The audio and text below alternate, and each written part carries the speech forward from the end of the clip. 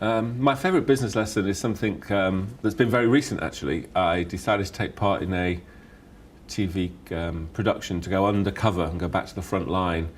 It was my favourite because it was full of risk. Local government often gets turned over in those kind of programmes. It was full of opportunity, and we decided to go for it. And in the end, it turned out to be, I think, a relatively successful thing for the council to do. So it was an example of, I thought, taking a few risks, having a go at something new, and having the courage as an organisation to go for it. So that was a lesson I think I really learned.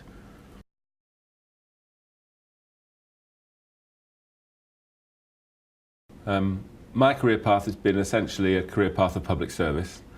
I started a long time ago in teaching here in the East End of London. Did that for a while, went to another authority in North Yorkshire, became a head, ran a school.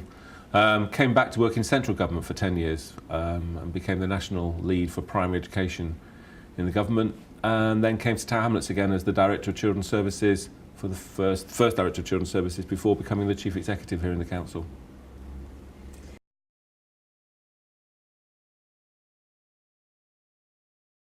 I don't think I had a clear idea of what I wanted to do.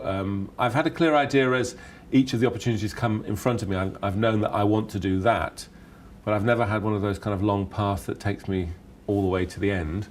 So it's always been about the opportunities that are in front of me and taking them when I kind of believe they're the right things for me and things that I feel deeply committed to. There has been that. There's always been this sense of commitment to the task.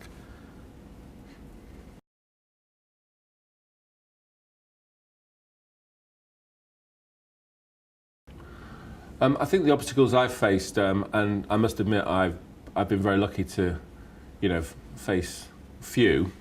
The main obstacle was that as I left teaching and went into particularly as a head teacher, many of the families became fairly obsessed with your private life, what's going on in your life, and I suppose my life in some ways is unconventional. I was a gay man. And I just didn't want that to be part of the story. So I decided at that point, okay, I'm going to move on to do something else. And moved into central government work, which was, not that much of a hardship. But it was a step away from something I genuinely did love. And after being in central government for a while, I decided to come back to local government, which some people saw as quite unusual. But I really enjoyed, and the chance to set up a children's service in Tower Hamlets, a place that I'd lived in for a long time, knew very well, was something I didn't need to look at twice. So I just think it's that balance between private and public has always been the only obstacle, but not one that I haven't been able to overcome, I don't think.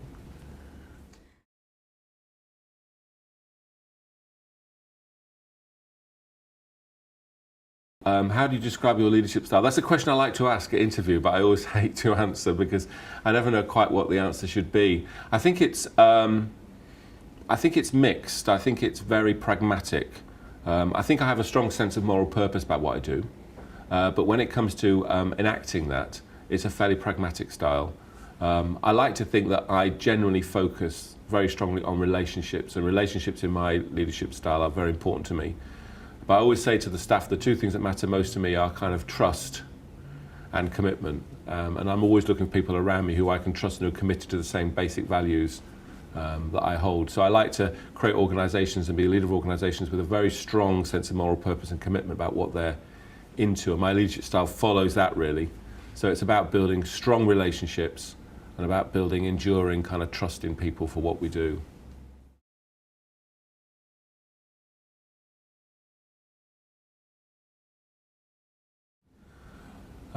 In the relationship between business value and diversity, I think is enormously strong. I think it's unarguable to me that there isn't a link between investing in diversity and generating increased business value.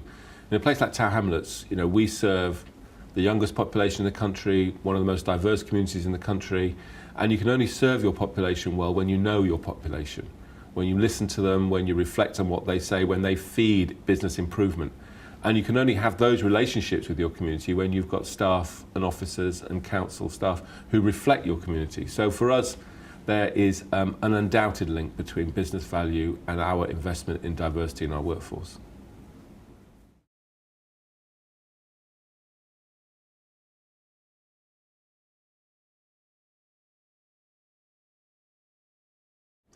I think the biggest barrier to in organisations that prevents you having better representation of all communities in your leadership and in your management group is a failure to manage that issue. That's the barrier. In many organisations, I think people just hope that it will get better, hope over time that it will shift itself.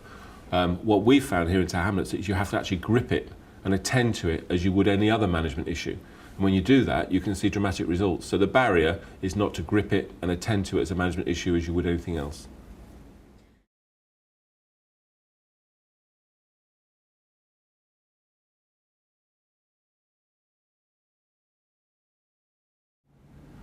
The one bit of advice I'd give to an ambitious manager is to search out an opportunity that gives you a deep sense of moral purpose. I think the relationship between your beliefs, your values and your work is essential to well-being, actually. I think it gives you a real sense of fulfillment in life when you get those things lined up. And I think when that comes through, enormous things are possible.